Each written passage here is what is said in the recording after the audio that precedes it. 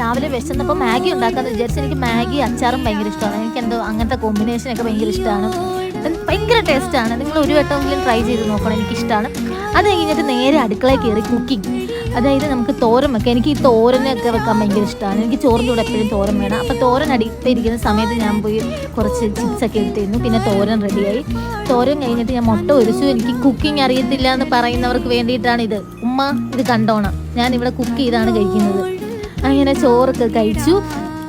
ചോറ് കഴിച്ച് കഴിഞ്ഞപ്പോഴത്തേക്കും എനിക്ക് ചെറുതായിട്ട് ഉറക്കം വന്നു. അപ്പോൾ ഞാൻ ചുമ്മാ ഫോണിൽ നോക്കി കിടന്നേ, പക്ഷെ ഞാനങ്ങ് ഉറങ്ങിപ്പോയി.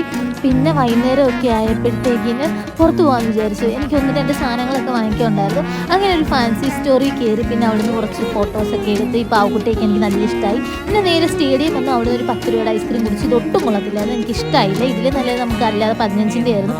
പിന്നെ അവിടെ അടുത്ത് തന്നെയുള്ളൊരു തട്ടുകടയിൽ വന്നിട്ട് ചിക്കൻ പൊരിച്ചതും തട്ടുദോശയും കഴിച്ചു.